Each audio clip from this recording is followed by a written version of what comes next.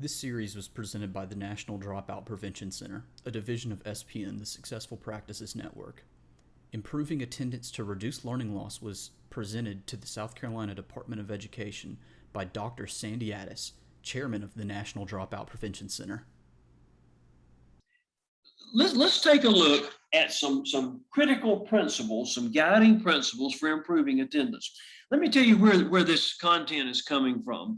The National Dropout Prevention Center, since 1986, we have literally worked with well over several thousand school districts and individual schools. Sometimes we've done it on site, sometimes we've done it virtually, sometimes we've done studies and analysis, sometimes we've gone in and tried to help them work with their at-risk students and improve various parts of their school.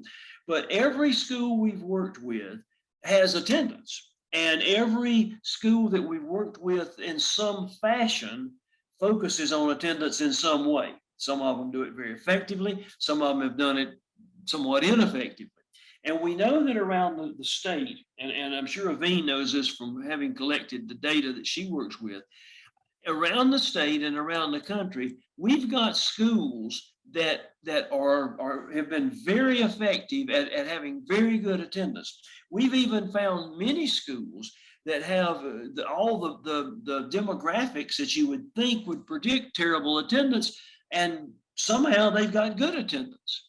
And we've found schools that have a very small number of what we would consider at-risk students, and yet somehow their attendance is not that good.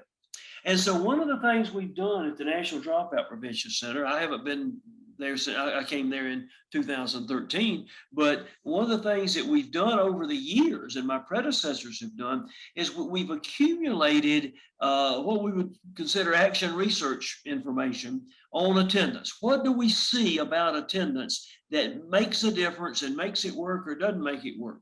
And so what I'm going to do now is very quickly run through about a good dozen or so guiding principles for improving attendance, because every one of you out there in your schools or in where you work in your capacity, you're doing something to work on attendance. You have an attendance improvement plan, you have attendance protocols, you have attendance policies, and every one of you is trying to get better attendance. And so as you do that, whether you're doing it from a social worker, a truancy officer, a counselor, a teacher, a principal, a school, a district administrator, no matter what your position is, as you address attendance, you need to consider these guiding principles, because we're kind of like the farmers insurance people. We know a few things because we've seen a few things. And since 1986, we figured out a few things about attendance. So I'm going to share with you this. We're coming out with a publication that outlines this in a great deal of detail in the next several months, but I'm going to give you a sneak preview. This is something we haven't put out yet in a publication, but this is basically the National Dropout Prevention Center's guiding principles for improving attendance. So as you think about these principles, ask yourself the question, is whatever I'm doing to improve attendance, is it considering this guiding principle? Because what we did find was when schools ignored these guiding principles, things didn't go well. The attendance programs didn't work. We had some schools that have done a lot of very aggressive things with attendance and attempting to, and yet it didn't work. In the pre-reading for this particular webinar, if you did your pre-reading and you're working on your certification, you probably noticed that the pre-reading was actually a write-up of a project that was done in Indianapolis. This was something that one of our dropout prevention specialists did as her field project to qualify for certification. And she made some really good points. So these are the kind of things that I want to share with you. First of all, attendance is part, or poor attendance is part of a dropout warning signal. There are three factors that we see almost always interacting together: behavior issues, truancy, and academic failure.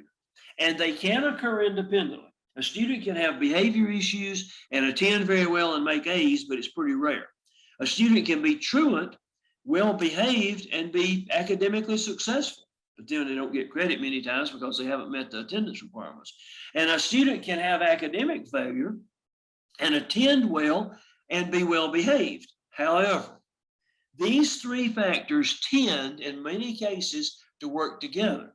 And what you often see is that we don't know which came first, the chicken or the egg. We don't know whether the truancy caused the academic failure or the academic failure caused the student to not want to participate.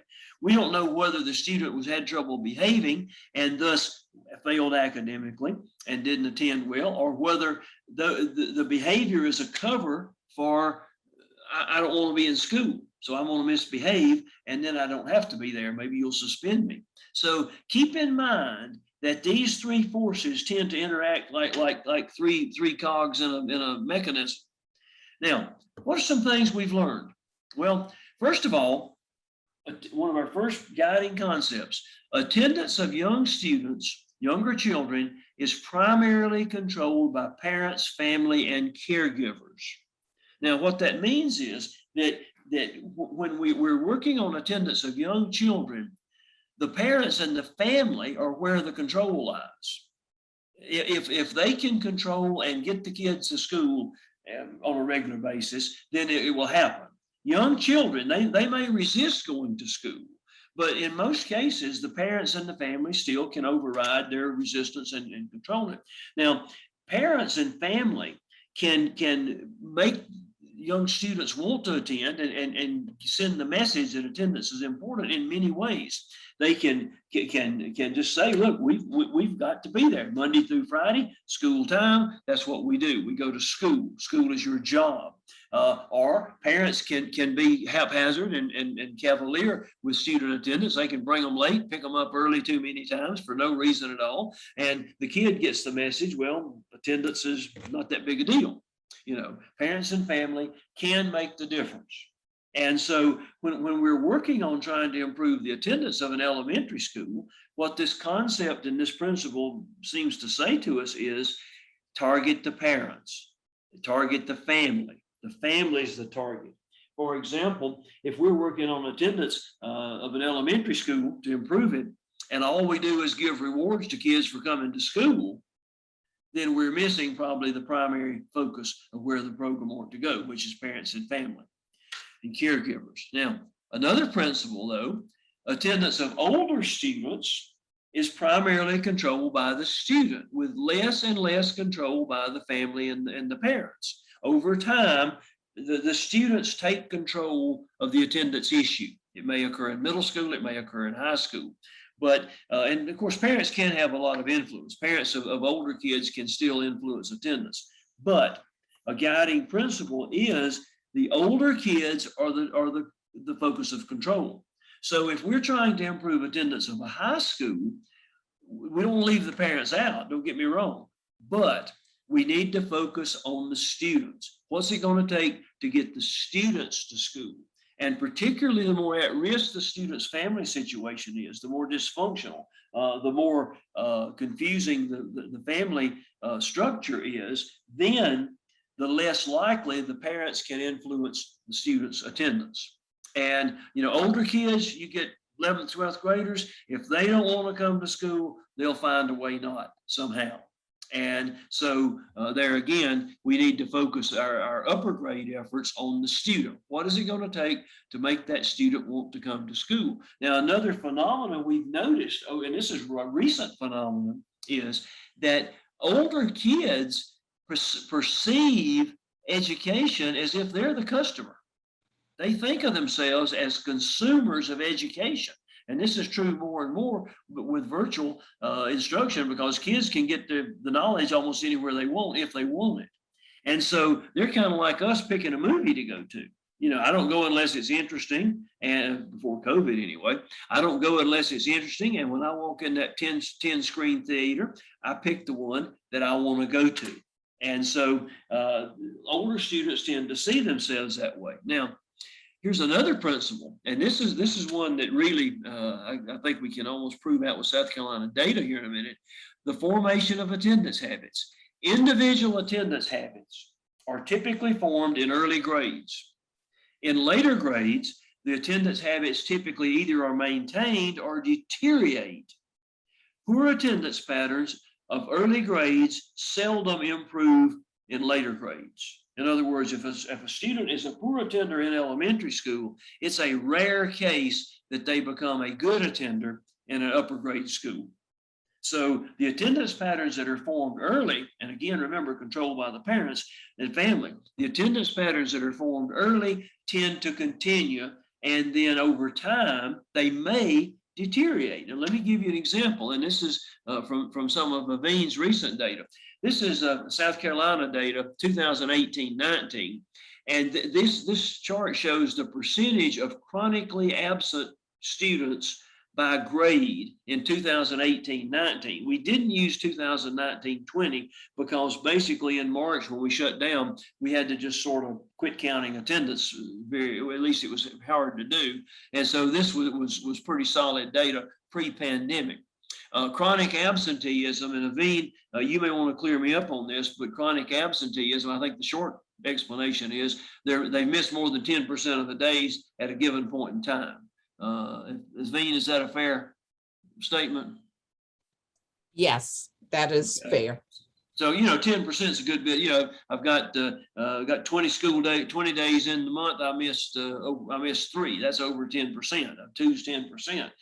So that's, you think about it, that's a good many. That's almost a day a week that a student would miss. Now, as a matter of fact, that's kind of that's not an accurate statement, but you think about missing a day a week. I mean, that's a good bit. That's a good bit of missing instruction. You'll notice that once in grade, kindergarten's a little hard to measure there, but once kids start in grade 1 and grade 2, attendance, it looks pretty good. The number or percentage of chronically absent students stays consistent through the elementary grades, but then as we get to grades 6, 7, and 8 in the middle grades, it goes up, and in high school, it gets really chronic.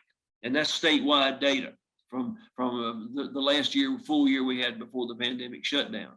And so I think this bears out that concept that early grade attendance is established and then it either stays the same. Now, some of these kids that were attending well in early grades continued, and we have kids that get, perfect attendance for 12 years and that type of thing. But sometimes it deteriorates, and this shows you that over time we lose momentum on attendance. And so there again, when you're designing your attendance initiatives, consider the fact that how can we keep those elementary attendance patterns in place? How do we keep kids from falling into chronic absenteeism as they get older? And that's a critical understanding.